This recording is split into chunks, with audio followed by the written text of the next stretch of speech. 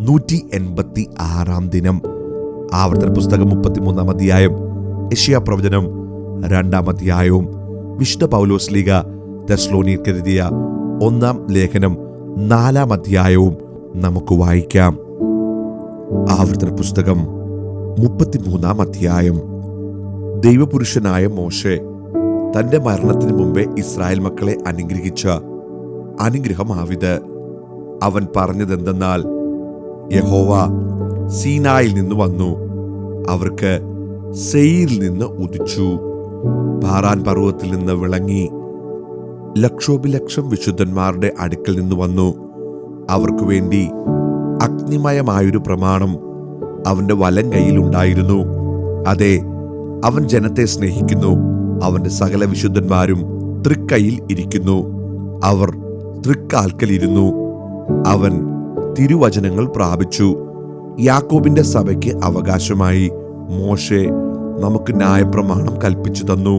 ജനത്തിന്റെ തലവന്മാരും ഇസ്രായേൽ ഗോത്രങ്ങളും കൂടിയപ്പോൾ അവൻ യെശൂരനു രാജാവായിരുന്നു. രൂബേൻ മരിക്കാതെ ജീവിച്ചിരിക്കട്ടെ, അവന്റെ പുരുഷന്മാർ കുറയാതിരിക്കട്ടെ.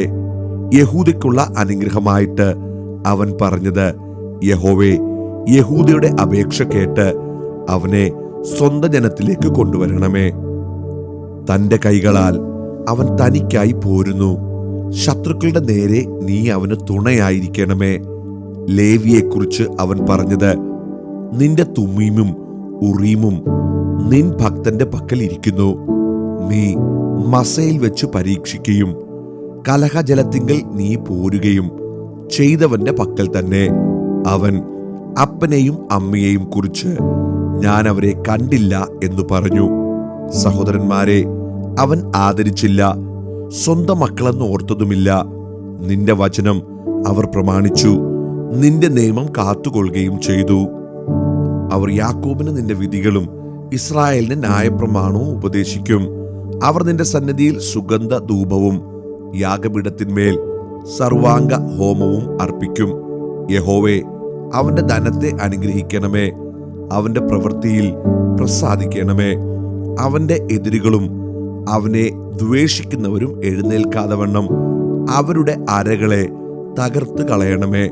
ബെന്യാമീനെ കുറിച്ച് അവൻ പറഞ്ഞത്, അവൻ യഹോവയ്ക്ക് പ്രിയൻ, തൽസന്നിധിയിൽ നിർഭയം വസിക്കും. താൻ അവനെ എല്ലായ്പ്പോഴും മറച്ചുകൊള്ളുന്നു, അവന്റെ ഗിരികളുടെ മധ്യേ അധിവസിക്കുന്നു. യോസെഫിനെ കുറിച്ച് അവൻ പറഞ്ഞത്, ആകാശത്തിലെ വിശിഷ്ടമായ മഞ്ഞുകൊണ്ടും താഴെ കിടക്കുന്ന അഗാധ ജലം കൊണ്ടും സൂര്യനാൽ ഉളവാകുന്ന വിശേഷ ഫലം കൊണ്ടും പ്രതിമാസിക ചന്ദ്രനാൽ ഉളവാകും വിശിഷ്ട ബലം കൊണ്ടും പുരാതന പർവ്വതങ്ങളുടെ ശ്രേഷ്ഠ സാധനങ്ങൾ കൊണ്ടും ശാശ്വത ശൈലങ്ങളുടെ വിശിഷ്ട വസ്തുക്കൾ കൊണ്ടും ഭൂമിയിലെ വിശേഷ വസ്തുക്കളും സമൃദ്ധിയും കൊണ്ടും അവന്റെ ദേശം യഹോവയാൽ അനുഗ്രഹിക്കപ്പെടുമാറാകട്ടെ. മുൾപടർപ്പിൽ വസിച്ചവന്റെ പ്രസാദം യോസേഫിന്റെ ശിരസിന്മേലും തന്റെ സഹോദരന്മാരിൽ പ്രഭുവായവന്റെ നെറുകമേലും വരുമാറാകട്ടെ. അവന്റെ കടിഞ്ഞൂൽ കുറ്റൻ, അവന്റെ പ്രതാപം, അവന്റെ കൊമ്പുകൾ കാട്ടുപോത്തിന്റെ കൊമ്പുകൾ. അവയാൽ അവൻ സകല ജാതികളെയും ഭൂസിമാവാസികളെയും വെട്ടി ഓടിക്കും. അവ എഫ്രൈമിന്റെ 10,000-ങ്ങളും മനശ്ശെയുടെ 1000-ങ്ങളും തന്നെ. സെബുലൂനെ കുറിച്ച് അവൻ പറഞ്ഞത്, സെബുലൂനെ, നിന്റെ പ്രയാണത്തിലും ഇസാഖാരെ, നിന്റെ കൂടാരങ്ങളിലും സന്തോഷിക്ക. അവർ ജാതികളെ പർവ്വതത്തിലേക്ക് വിളിക്കും, അവിടെ നീതിയാഗങ്ങളെ കഴിക്കും. അവർ സമുദ്രങ്ങളുടെ സമൃദ്ധിയും മണലിലെ നിക്ഷേപങ്ങളും വലിച്ചു കുടിക്കും. ഗാദിനെ കുറിച്ച് അവൻ പറഞ്ഞത്, ഗാദിനെ വിസ്താരമാക്കുന്നവൻ അനുഗ്രഹിക്കപ്പെട്ടവൻ. ഒരു സിംഹി പോലെ അവൻ പതുങ്ങിക്കിടന്നു, ഭുജവും നെറുകയും പറിച്ചു കീറുന്നു. അവൻ ആദ്യ ഭാഗം തിരഞ്ഞെടുത്തു, അവിടെ നായകന്റെ ഓഹരി സംഹരിച്ചു വച്ചിരുന്നു. അവൻ ജനത്തിന്റെ തലവന്മാരോടുകൂടെ യഹോവയുടെ നീതിയും ഇസ്രായേലുമായി അവന്റെ വിധികളും നടത്തി. ദാനെക്കുറിച്ച് അവൻ പറഞ്ഞത്, ദാൻ ബാലസിംഹമാകുന്നു, അവൻ ബാശാനിൽ നിന്ന് ചാടുന്നു. നഫ്താലിയെക്കുറിച്ച് അവൻ പറഞ്ഞത്, നഫ്താലിയെ പ്രസാദം കൊണ്ട് തൃപ്തനും യഹോവയുടെ അനുഗ്രഹം നിറഞ്ഞവനുമായി പടിഞ്ഞാറും തെക്കും കൈവശമാക്കുക. ആശേറിനെ കുറിച്ച് അവൻ പറഞ്ഞത്, ആശേർ പുത്രസമ്പത്ത് കൊണ്ട് അനുഗ്രഹിക്കപ്പെട്ടവൻ. അവൻ സഹോദരന്മാർക്ക് ഇഷ്ടനായിരിക്കട്ടെ. അവൻ കാൽ എണ്ണയിൽ മുക്കട്ടെ. നിന്റെ ഓടാമ്പൽ ഇരുമ്പും താമ്രവും ആയിരിക്കട്ടെ. നിന്റെ ബലം ജീവപര്യന്തം നിൽക്കട്ടെ. യെശുരൂന്റെ ദൈവത്തെ പോൽ ഒരുത്തനുമില്ല. നിന്റെ സഹായത്തിനായി അവൻ ആകാശത്തൂടെ തന്റെ മഹിമയിൽ മേഘാരൂഢനായി വരുന്നു. പുരാതനനായ ദൈവം നിന്റെ സങ്കേതം കീഴെ ശാശ്വത ഭുജങ്ങളുണ്ട്. അവൻ ശത്രുവിനെ നിന്റെ മുമ്പിൽ നിന്ന് നീക്കിക്കളഞ്ഞ് സംഹരിക്ക എന്ന് കൽപ്പിക്കുന്നു. ധാന്യവും വീഞ്ഞുമുള്ള ദേശത്ത് ഇസ്രായേൽ നിർഭയമായും യാക്കോബിൻ ഉറവ് തനിച്ചും വസിക്കുന്നു. ആകാശം അവന് മഞ്ഞു പൊഴിക്കുന്നു. ഇസ്രായേലേ, നീ ഭാഗ്യവാൻ, നിനക്ക് തുല്യൻ ആർ? യഹോവയാൽ രക്ഷിക്കപ്പെട്ട ജനമേ, അവൻ നിന്റെ സഹായത്തിൻ പരിചയും നിന്റെ മഹിമയുടെ വാളുമാകുന്നു. നിന്റെ ശത്രുക്കൾ നിന്നോട് അനുസരണം നടിക്കും. നീ അവരുടെ ഉന്നതങ്ങളിന്മേൽ നടകൊള്ളും. യെശയ്യാ പ്രവാചകന്റെ പുസ്തകം 2-ാം അധ്യായം. ആമോസിന്റെ മകനായ യെശയ്യാവ് യഹൂദയെയും യെരൂശലേമിനെയും പറ്റി ദർശിച്ച വചനം. ആദ്യകാലത്ത് യഹോവയുടെ ആലയമുള്ള പർവ്വതം പർവ്വതങ്ങളുടെ ശിഖരത്തിൽ സ്ഥാപിതവും കുന്നുകൾക്ക് മീതെ ഉന്നതവുമായിരിക്കും. സകല ജാതികളും അതിലേക്ക് ഒഴുകിച്ചെല്ലും. അനേക വംശങ്ങളും ചെന്ന്, വരുവീൻ, നമുക്ക് യഹോവയുടെ പർവ്വതത്തിലേക്ക്, യാക്കോബിന്റെ ദൈവത്തിന്റെ ആലയത്തിലേക്ക് കയറി ചെല്ലാം. അവൻ നമുക്ക് തന്റെ വഴികളെ ഉപദേശിച്ചു തരികയും നാം അവന്റെ പാതകളിൽ നടക്കുകയും ചെയ്യുമെന്ന് പറയും. സിയോനിൽ നിന്ന് ഉപദേശവും യെരൂശലേമിൽ നിന്ന് യഹോവയുടെ വചനവും പുറപ്പെടും. അവൻ ജാതികളുടെ ഇടയിൽ ന്യായം വിധിക്കുകയും ബഹുവംശങ്ങൾക്ക് വിധി കൽപ്പിക്കുകയും ചെയ്യും. അവർ തങ്ങളുടെ വാളുകളെ കൊഴുക്കളായും കുന്തങ്ങളെ വാക്കത്തികളായും അടിച്ചു തീർക്കും. ജാതി ജാതിക്ക് നേരെ വാളോങ്ങുകയില്ല. അവർ ഇനി യുദ്ധം അഭ്യസിക്കുകയുമില്ല. യാക്കോബ് ഗൃഹമേ, വരുവിൻ, നമുക്ക് യഹോവയുടെ വെളിച്ചത്തിൽ നടക്കാം. എന്നാൽ നീ യാക്കോബ് ഗൃഹമായ നിന്റെ ജനത്തെ തള്ളിക്കളഞ്ഞിരിക്കുന്നു. അവർ പൂർവ്വദേശക്കാരുടെ മര്യാദകളാൽ നിറഞ്ഞും ഫെലിസ്ത്യരെ പോലെ പ്രശ്നക്കാരായും അന്യജാതിക്കാരോട് കൈയടിച്ചവരായും ഇരിക്കുന്നു. അവരുടെ ദേശത്ത് വെള്ളിയും പൊന്നും നിറഞ്ഞിരിക്കുന്നു. അവരുടെ നിക്ഷേപങ്ങൾക്ക് കണക്കില്ല. അവരുടെ ദേശത്ത് കുതിരകൾ നിറഞ്ഞിരിക്കുന്നു. അവരുടെ രഥങ്ങൾക്കും എണ്ണമില്ല.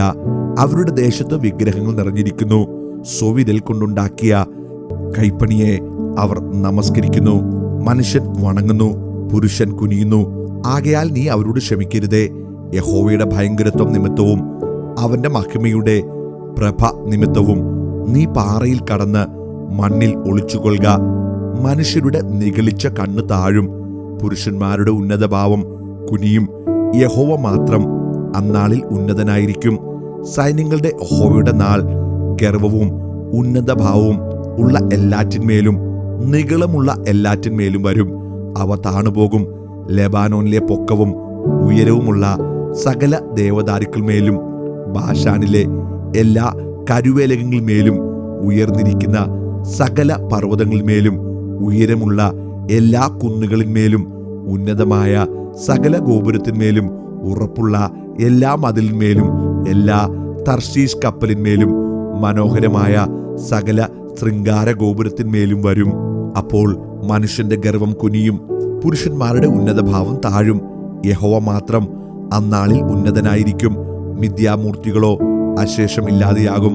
യഹോവ ഭൂമിയെ നടുക്കുവാൻ എഴുന്നേൽക്കുമ്പോൾ അവർ അവന്റെ ഭയങ്കരത്വം നിമിത്തവും അവന്റെ മഹിമയുടെ പ്രഭ നിമിത്തവും പാറകളുടെ ഗുഹകളിലും മണ്ണിലെ പോതുകളിലും കടക്കും.